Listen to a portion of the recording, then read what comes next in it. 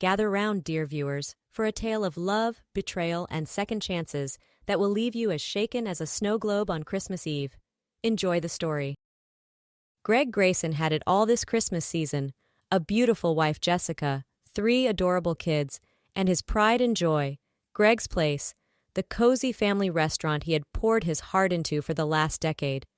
With just a few days until the big holiday, Greg was in full Santa mode, his apartment overflowing with carefully wrapped presents and festive decorations. He had even splurged on hiring jolly old Saint Nick himself to make a surprise visit and delight little Timmy, Sarah, and baby Noel on Christmas morning. But Greg's perfect holiday was about to implode like an undercooked soufflé.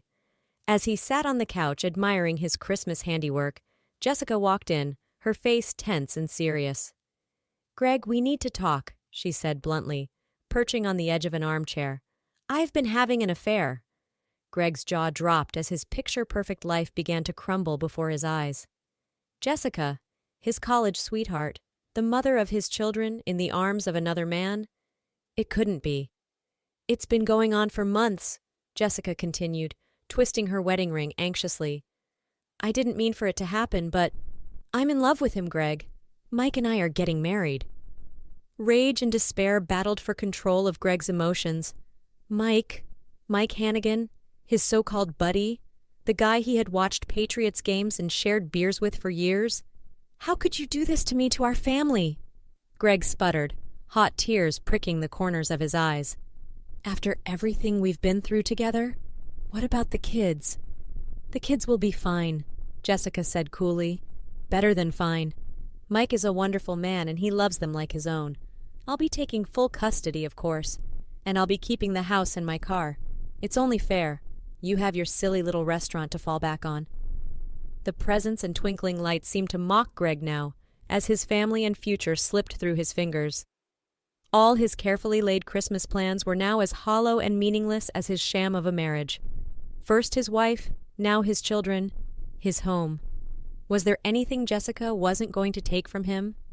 Crushed and defeated, Greg threw some clothes in a suitcase, scooped up his golden retriever biscuit, and drove through the softly falling snow to his modest country house 2 hours outside the city.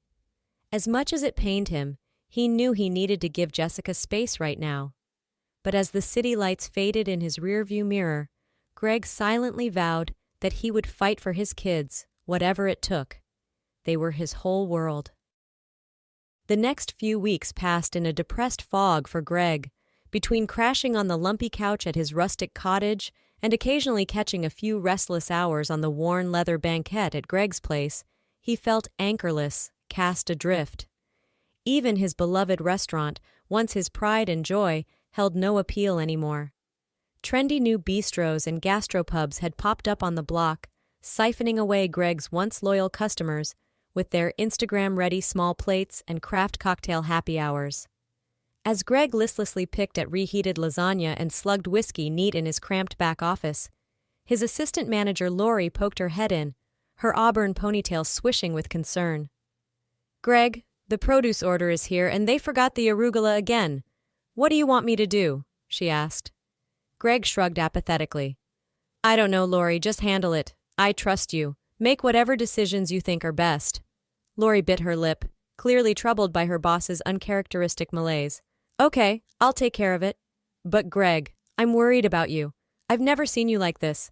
Is there anything I can do to help?"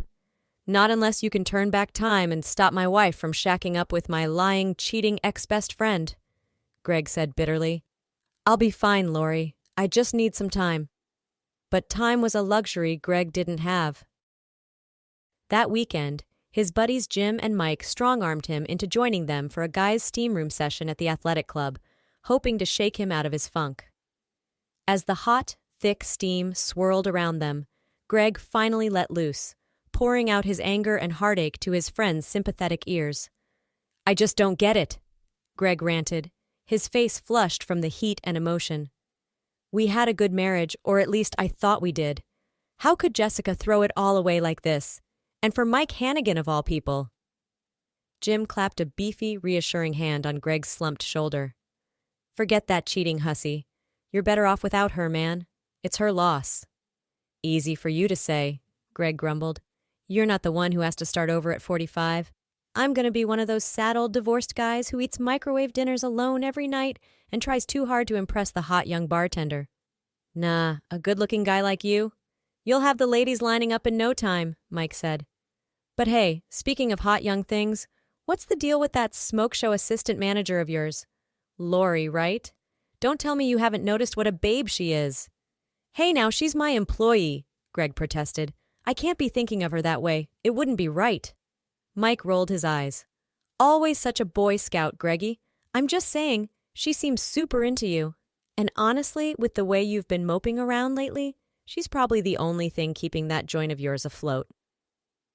Jim chuckled. Yeah, no offense, man, but with how checked out you've been, I bet even the dishwasher could run Greg's place better than you right now. A light bulb went off in Mike's head. Dude, that's it. I've got an idea for how we can snap you out of your misery and save your floundering restaurant at the same time. Let's make a little bet. If your dishwasher can't turn $1 million profit in the next month, you have to sell Greg's place. Walk away and start fresh, no looking back. Greg's stomach churned at the thought of selling his restaurant, his life's work. But his fighting spirit had been so beaten down by Jessica's betrayal, part of him wondered if his friends were right. Maybe it was time to cut his losses and move on. $1 million in a month? No way, Greg said. You're on. The next day, Greg called an all-staff meeting at the restaurant. His motley crew of servers, cooks, and bussers looked nervous as they gathered around, bracing for bad news. I know there have been some rumors flying around about the future of Greg's place, he began solemnly. And the truth is, I haven't been at my best lately. I've been dealing with some personal issues that have taken me away from what really matters, this restaurant and all of you. Fortunately, I have a solution, he continued. I'm going to be taking a much-needed vacation to clear my head and get back on track. And while I'm gone, I'm leaving Gina in charge. A gasp rippled through the room as Greg gestured to a surly, heavy-set woman in a grease-splattered apron. Gina had been a dishwasher for years, but she was an ex-con with a mysterious past, and everyone knew it. Gina has been with us since day one, and I trust her completely, Greg said, shooting Gina a grateful smile. She knows the ins and outs of this place better than anyone. I have total faith that she'll keep the ship running smoothly in my absence. As the shell-shocked staff dispersed back to their stations, Greg's mother Anna cornered him, her lined face etched with worry. Gregory, have you lost your mind? She whispered fiercely. Leaving a convicted criminal in charge of your restaurant? Think of the liability. Ma, you're always telling me I need to see the best in people, Greg said calmly. Gina did her time, and she's been nothing but reliable ever since. She deserves a second chance. Anna pursed her lips. I just hope you know what you're doing, son. Greg hoped so too. As Greg finished packing his suitcase for his impromptu island getaway, a soft knock sounded at the door of his office. Lori poked her head in, a hesitant smile on her face. Hey, boss. Just wanted to let you know that everything's all set for your trip, she said. Gina's got the kitchen under control, the supply orders are in, and I'll make sure the front of house runs like clockwork. You just focus on relaxing and recharging, okay?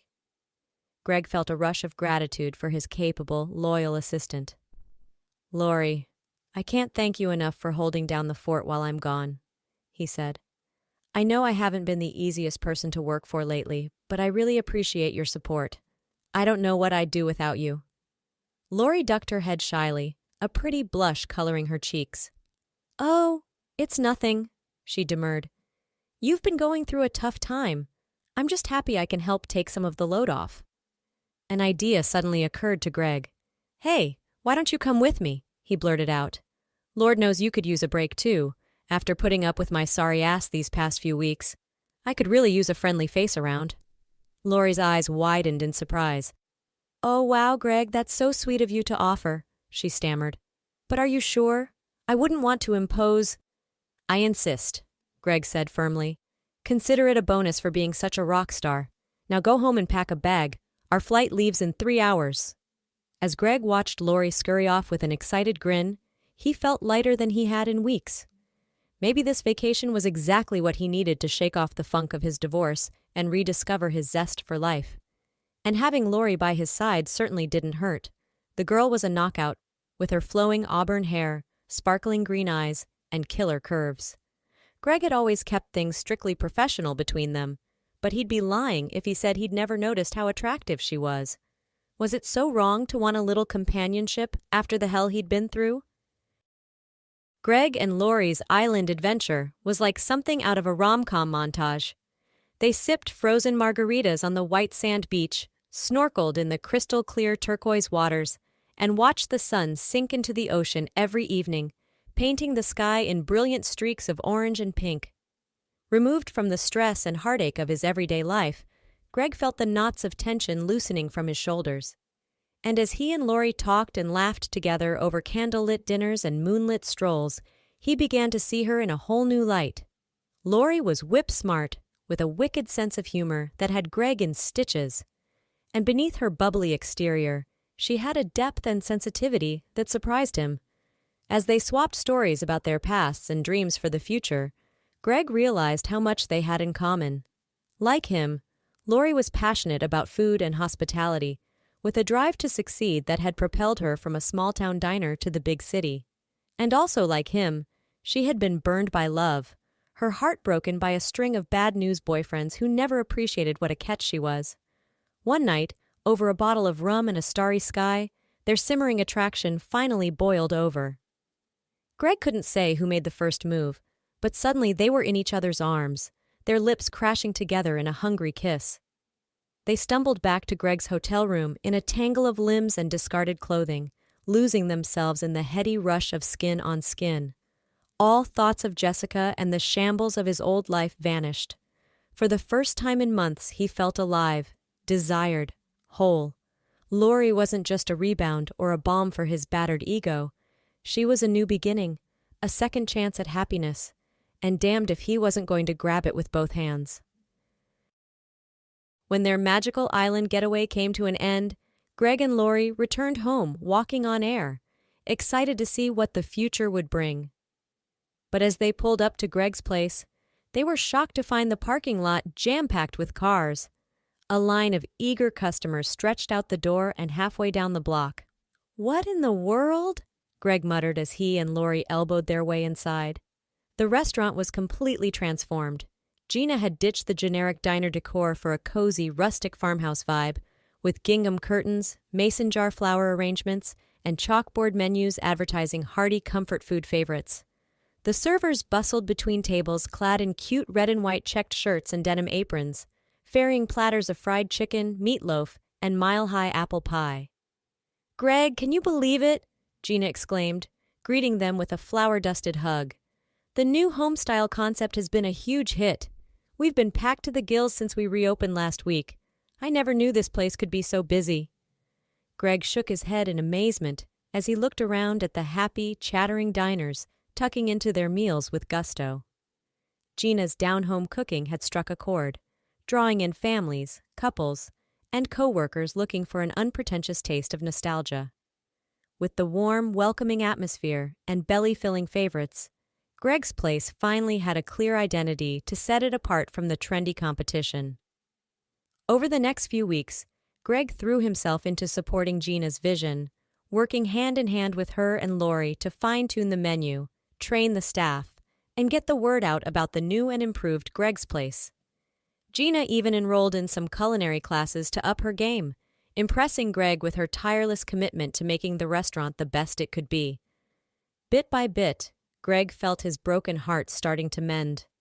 The pain of Jessica's betrayal would always be with him, but it was easier to bear now that he had Lori by his side and a thriving business to be proud of. Watching his mother dote on Lori like a future daughter-in-law, seeing his restaurant packed to the rafters night after night, Greg knew he had been given a precious second chance, and he was determined not to waste it. 1 month to the day after his fateful bet with Mike, Greg called his old friends and invited them to Greg's Place for a celebratory dinner. After demolishing a groaning table full of Gina's famous fried chicken, corn pudding, and blackberry cobbler, Greg couldn't hold back his grin as he showed them the books. Thanks to Gina's home-cooked magic, the restaurant had raked in a cool $1.2 million net profit, shattering all of their wildest expectations. Greg's place was the hottest ticket in town, with reservations booked out for months. And with his personal life back on track and his heart full of new love and hope, Greg finally felt ready to close the door on his painful past and embrace the bright future that stretched out before him. As he raised a glass of champagne and pulled Lori close, Greg knew he was exactly where he was meant to be. The road ahead wouldn't always be easy, but with his restaurant thriving, his loved ones by his side, and a fresh outlook on life, he had everything he needed to weather any storm. Greg was finally home.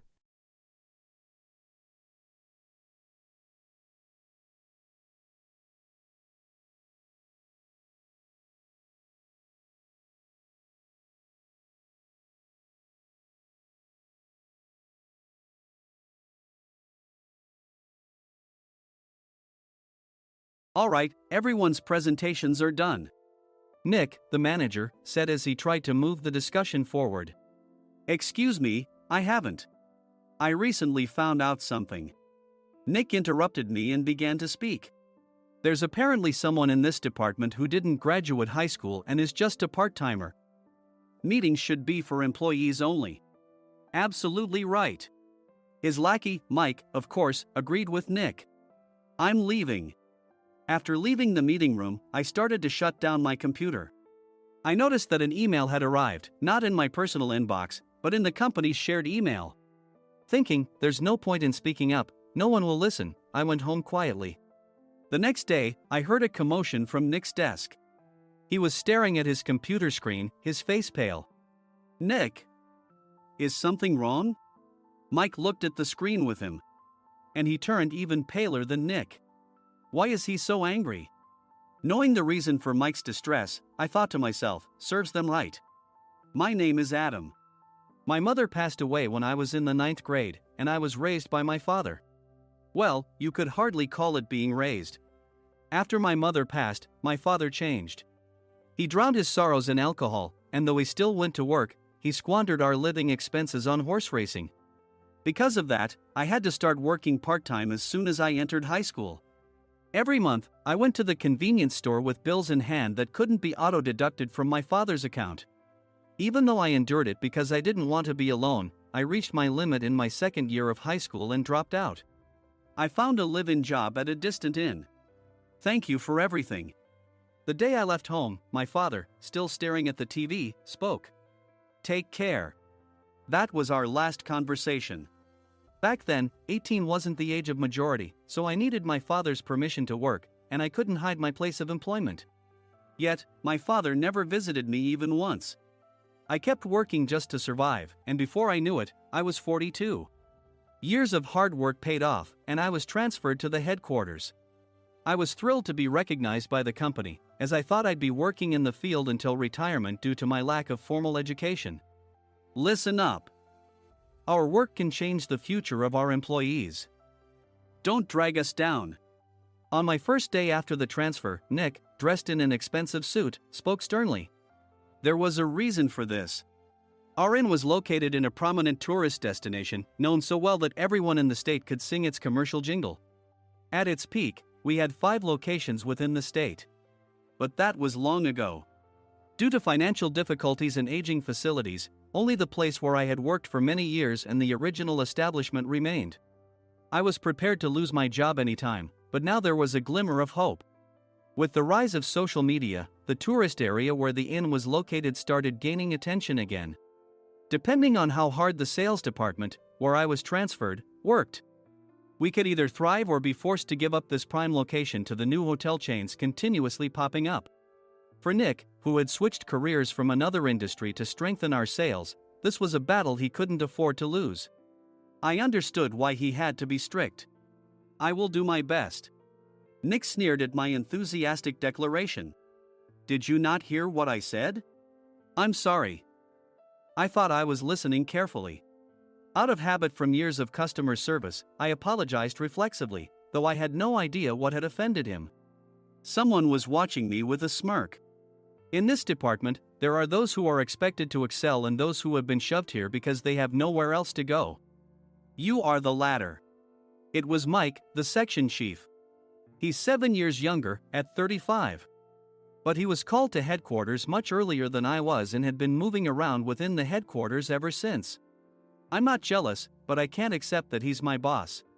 Graduating from a prestigious university, he has an unusually high pride and caused many problems as a newbie, making things very difficult for me when I was the front desk leader. When I found out Mike was transferred to the sales department a month before me, I was disheartened. Mike is right. With just a middle school diploma, there's not much you can do. Don't even think about achieving results. As if I didn't exist, Nick remarked, "I'm thirsty." Mike eagerly ran to the coffee maker. It seems Mike is Nick's lackey. I regretted being happy about my transfer to headquarters, wishing I had stayed on site forever. Send a direct mail to every company on this list by the end of the day. Nick only assigned me tasks that even a new graduate could handle. What? There are over 1,000 companies. You want me to send to all of them by today? Yes, if you and your fellow misfits split the work, even those with nowhere else to go should finish by today. I glanced at the employees typing away expressionlessly. They were worn out from customer service, only thinking about leaving on time, or were women reassigned after having children, with zero motivation for work. Even Sam, a new graduate from the same university as Mike, who was supposed to be among the expected achievers, had no enthusiasm for the job, having joined the company wanting to do customer service. "I don't care what they say, I plan to quit anytime," he said. Only Nick and Mike were highly motivated, making all the decisions between the two of them. I originally only wanted to work at the inn to survive and had no particular attachment to this job. I swallowed my words, thinking I had no right to reprimand them. About a month after the transfer, Nick told us with a frustrated look, "To commemorate the 50th anniversary, we've decided to create a plan exclusive for one group per day." Originally, Mike and I were supposed to come up with it, but our president, Mr. Thompson, insists on hearing everyone's opinions. "So, you all get a chance." As Nick explained, Mike began handing out prints. "Make sure not to embarrass Nick. If your ideas are half-baked, you'll have to redo them." It seemed that they had printed his handwritten notes by Mr. Thompson, which included several questions and a section for free responses. It made sense why Nick had to seek our input, given that all responses had to be submitted to Mr. Thompson. We were given a week to think about it, and a meeting was scheduled to compile our ideas. My plan is to let guests enjoy both the old and modern America. Nick began the presentations. Guests would watch a master confectioner at a nearby traditional sweet shop make sweets in front of them. The welcome drink would be premium tea in a bottle. Nick's plan was certainly attractive. After his presentation, Nick called on us to present in the order we were seated. Just as I stood up for my turn. "All right, everyone's presentations are done." "Excuse me, I haven't. I recently found out something." Nick interrupted me. "There's someone in this department who didn't graduate high school and is just a part-timer." He was likely talking about me. I joined the company as a part-timer and was made a full-time employee when I turned 20. That was 20 years ago, so Nick and Mike probably had no chance to know until recently. Meetings should be for employees only. Absolutely right. After that, Nick kept creating opportunities to solicit everyone's opinions, purposefully excluding me from speaking. The meeting unexpectedly heated up and went past the scheduled end time. A few people asked to leave, and the discussion continued with the remaining few. "Still here?" Normally, you'd leave in that situation.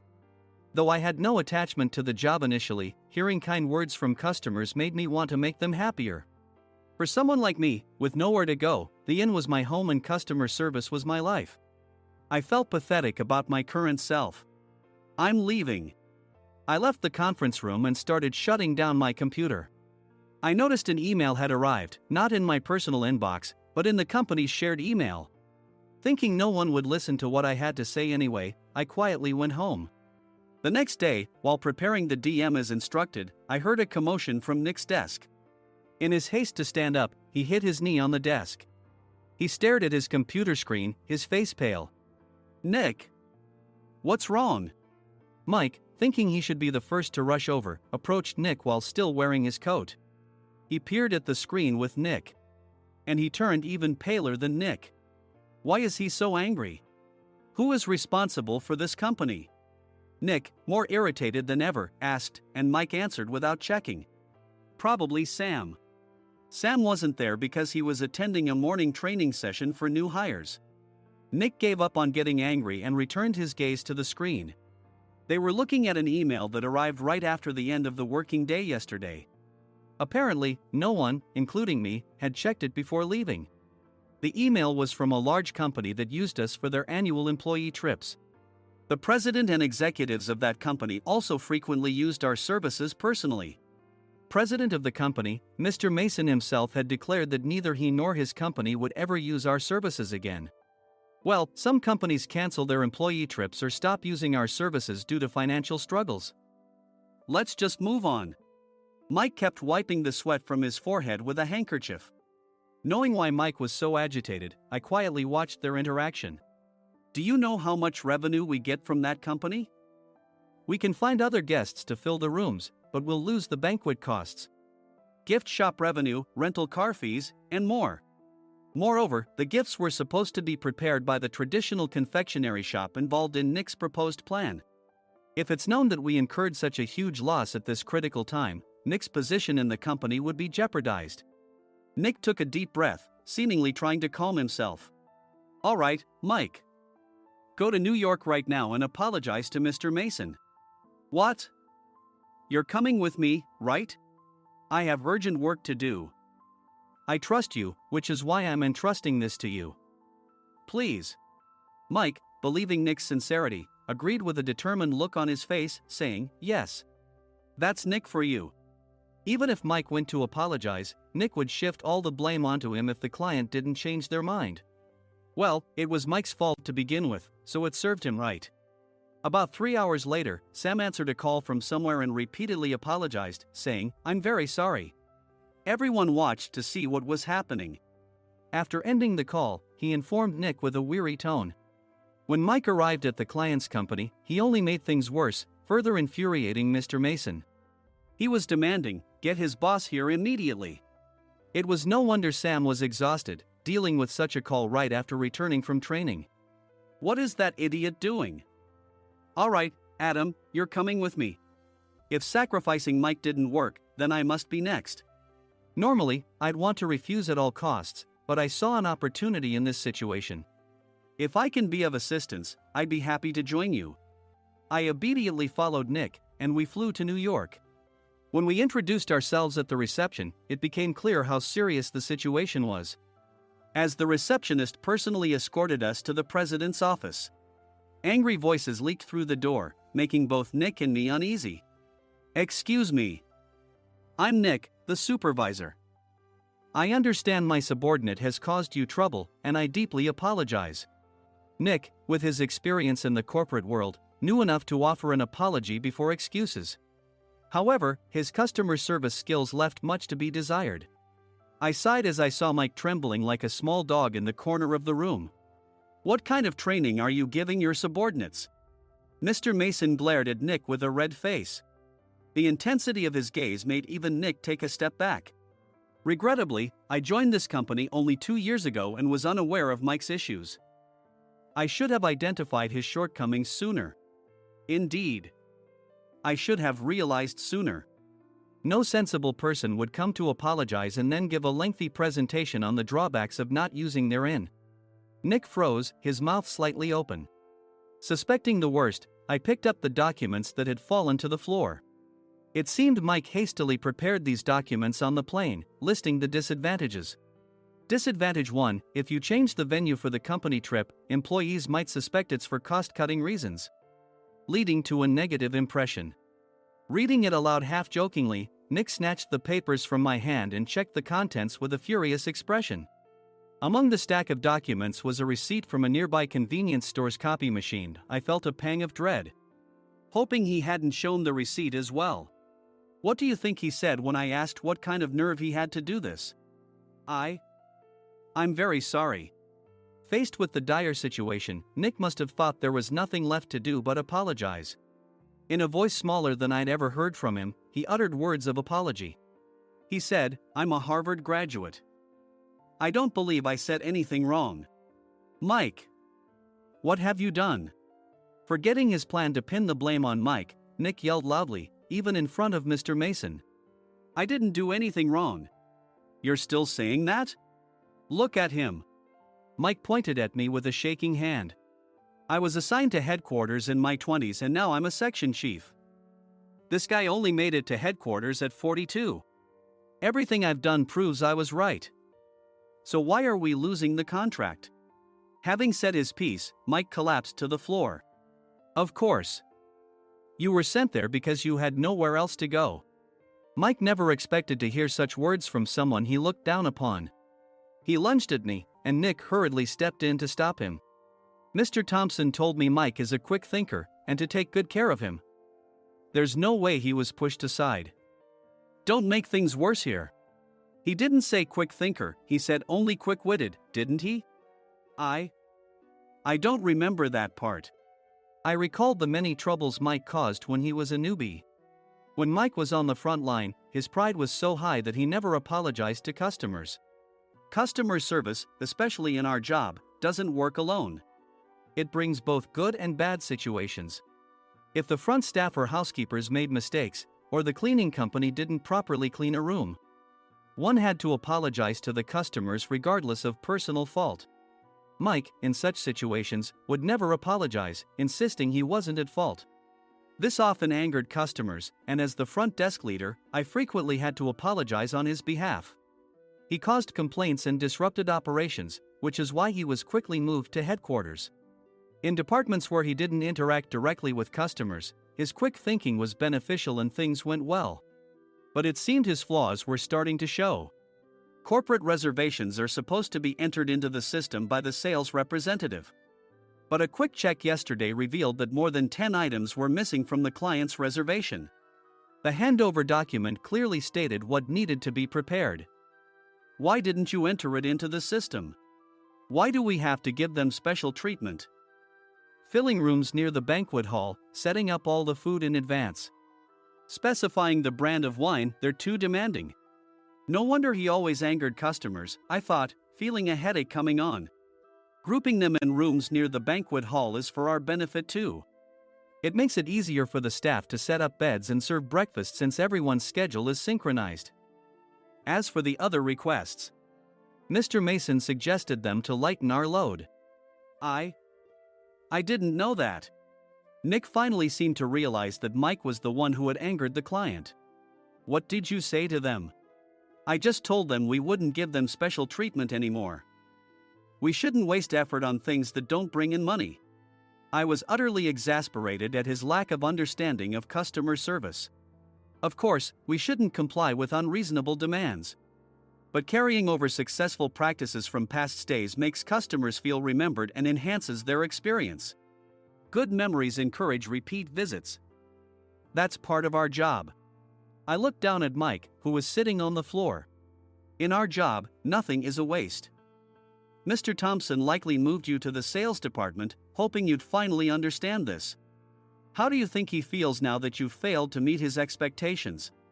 Mike, tears in his eyes, fled the president's office. I was amazed he still hadn't apologized. You have it tough, Adam. It's okay, we're all employees of the same company. I deeply apologize for this disrespectful incident. Especially after all the care you've shown us. If it weren't for you, Adam, I really would have stopped staying here. When I heard you were moving to the sales department, I was willing to reconsider if you handled it. Seeing us talk so amicably, Nick's face contorted. Do you two know each other? Adam's service is excellent. I always requested him specifically. Normally, we don't accept specific staff requests, but we made an exception for Mr. Mason, adjusting my shifts accordingly. He had personally stayed at our hotel just before my transfer, and during casual conversation, I mentioned, I'm moving to the sales department soon. If I hadn't told him then, things could have been much worse. Please continue to take care of us. I look forward to it. On the return flight, Nick awkwardly offered me a can of beer. It's still working hours. Of course, I had no intention of forgiving him for a single beer. Nick might try to pin everything on Mike and avoid any consequences. While pondering this, a startling fact came to light. Nick, the tea bottles for the plan have arrived.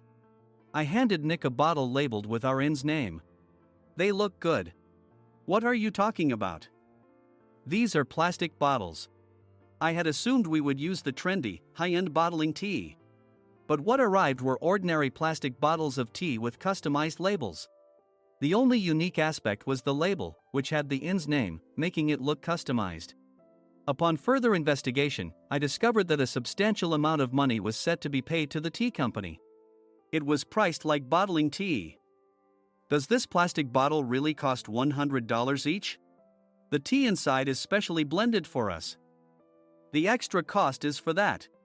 Wouldn't it be better to use another tea company? Or is there a specific reason we must use this one? As Nick continued to make excuses, I showed him a printed email. I informed the tea company's president, Mr. Mitchell, that we discovered irregular payments and he confessed. He said you two were high school classmates and planned to split the extra money. That idiot. Why did he confess? That's not important. You should worry about yourself, this could turn into a police matter. Opening the bottle cap, I suggested.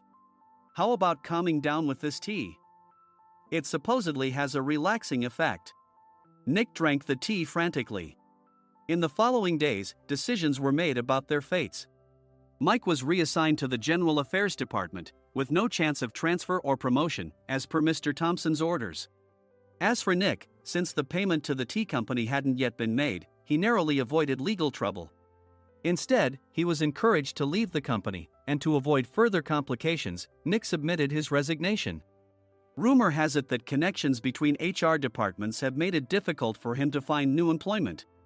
Even though it was good to have those two gone, something unexpected happened in the sales department. Everyone became motivated and united in refining the 50th anniversary plan. In the end, my plan was adopted. We collaborated with the Tourist Information Center to provide personalized guides. The plan, tailored to the number of guests, was truly special for the 50th anniversary. Hey, is Adam's family coming to stay? I immediately booked that special plan for my family. Sam noticed it on the reservation list and quickly picked up on it. Yes, I'm inviting my father. That's great. I might invite my parents too. I lacked the courage to face my father just as Adam. But here, with the confidence Mr. Mason praised, I felt ready. The 50th anniversary plan was a perfect opportunity to reconnect with my father. I hoped to bring back the days when we could laugh together as we once did.